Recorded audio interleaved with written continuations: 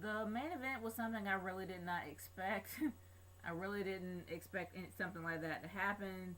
It kind of threw me for a loop, and it's something I'm not sure that I wanted, but I don't know. But let's get started with the beginning of the SummerSlam show. Now, The Miz is supposed to be a guest host. He's supposed to be the host of SummerSlam, but honestly, he was more disrespected than I can ever imagine by Fandango. Fandango was coming out and just dancing with Summer Rae, not once but twice.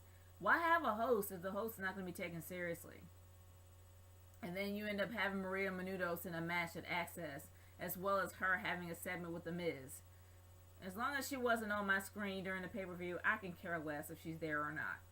But let's get started with the first match. First match was Kane versus Bray Wyatt in a Circle of Fire match, or a Ring of Fire match. And honestly, I'm going to be honest. Wait, I just said that twice. But either or, I was so excited. I was so crunk. I was so energetic about this match because I knew this match was going to be awesome. I knew it was going to be epic. I knew it was going to be great. Boy, was I wrong. It ended up being one of the worst matches of the night, in my opinion. Well, not really the worst. It's just it was so disappointing. I guess I kind of expected somebody to have their arm hair singed, or maybe somebody's shirt catching on fire. It would have been nice if the fire was a little bit more active and more involved. I guess I just thought that these are the two most psychotic characters in the WWE today. And I thought that it was going to bring out the monster in Kane, but it did for a while, and then it just didn't. I don't know. I think they're going to continue to feud because Kane somehow got dragged out, and all of a sudden, I mean, I don't know. I was really disappointed with this match. Thought it was going to be a lot better than it was. But going on from there was Cody versus Sandow. This match honestly was good. I mean, these two have been tag team partners for a while. They know a lot about each other, and it was a really good match. It was really pretty spot on. So, but then Cody ends up winning cleanly. So it kind of makes you wonder where this is going to go from here. Whether or not Sandow is going to actually go on to try to get the briefcase cashed in, or whether or not he's going to be in something else. Who knows? But it was overall a good match. But honestly, I really do believe that this is far from over. But moving on from there to Natalya versus Brie. And I guess with Nikki Bella and Eva Marie on the side of Brie, and also the Funkadactyls on the side of Natalya. And honestly, it was a good match. It was pretty. I mean, these girls really did know how to put on a good match. They're vets, and you can tell that they're vets. But it's a shame that they were disrespected by the crowd over and over and over again by the ridiculous chants with Jerry for JBL. I'm like, come on, guys. Can you at least give him a little bit more respect than that? But here's my biggest question. Eva Marie. She has absolutely no idea who her character is. She does not know how to pose. She does not even know how to speak on a mic. Why on earth do you have her out there with the top divas? And she doesn't even know how to do a decent distraction. She has a lot of work to do. She's not ready to be out there on the main card. She's not ready to be on the main screen yet. And then you got JoJo, who is barely in a match. She's barely in any matches.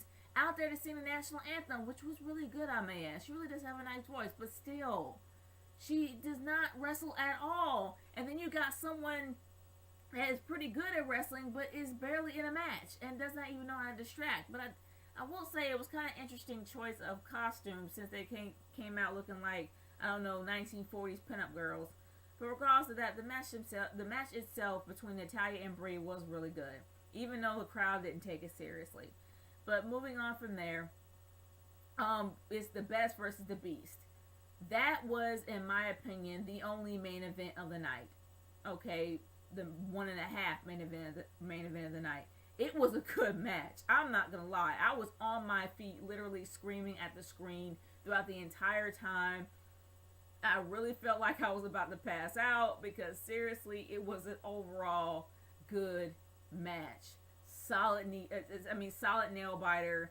It was a real good match, and Brock won, but CM Punk still looked good doing it. I'm not gonna lie, he really looked good doing it straight up. And Going on to the next match. Well, I forgot one match. Dean Ambrose. Dean Ambrose and RVD in the U.S. title match was completely forgettable. I'm sorry, it really was. The Shield is not being taken seriously at all. They used to be a faction that people really feared and started thinking about. Now they're just a bunch of cowardly heels. And the fact that you're a leader of the faction and your people had to come in and save you really does make you look weak. That's just how I see it. And Dean Ambrose just kept taking punches. He had barely any defense in the entire match. He just kept taking the blows. And I'm like, yeah, this is RVD, but come on, man. I know you can fight back better than this. I've seen you in NXT. You really do know how to fight. Come on, bring it. Come on, dude, bring it. But I don't know. It was a very forgettable match, and it didn't even end. It was like a DQ.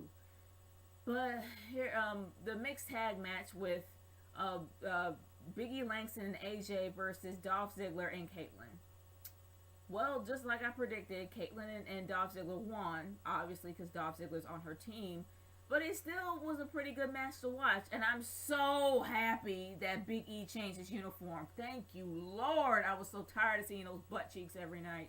But honestly, it really was a good match, spot on, solid. And Kaitlyn, kudos to her because that chick is bold. She came out there to break a 3 count by hitting Big E. Good job to you, man. I'm going to give you major props for that, seriously.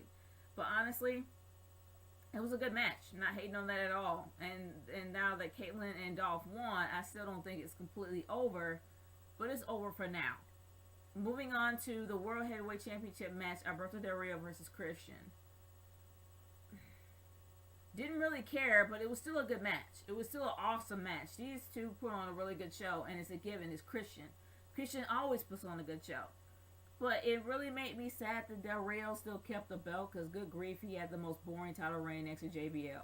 And now we're going to have to sit there and watch another boring title reign from Alberto Del Rio yet again. Because he's supposed to be this aristocratic heel, but there's no cars, there's no special ring announcer, there's nothing. It's just him and the belt. I hope that he does a little bit something for his title so we won't be bored to tears. But let's move on to the main event of the night. Boy, John Cena versus Daniel Bryan. Now, I know this is going to spark a whole lot of controversy because not a lot of people are happy because of the outcome. Seeing how that Triple H out of nowhere screws Daniel Bryan after he pinned John Cena cleanly 1, 2, 3 just to help Randy Orton get the title. Now, it's not the fact that I'm objecting with Randy Orton actually having a title. I'm objecting for 2 reasons. Number 1, he's the apex predator. When you're the apex predator, or when you call yourself that, that means you absolutely need no help at all to do the job and get the job done. You got help from somebody you consider to be your mortal enemy to knock the guy out so you can pin him 1, 2, 3 straight out of NWO. Except he didn't take the fall. He just had help for someone to... Well, you get the idea. But regardless of that, number 2, this guy, Randall Keith Orton, made it perfectly clear many years back that he wanted nothing to do with Evolution, nothing to do with Triple H, nothing to do with Batista, nothing to do with either one of them after what they did to him. Seriously, that's why he started Legacy.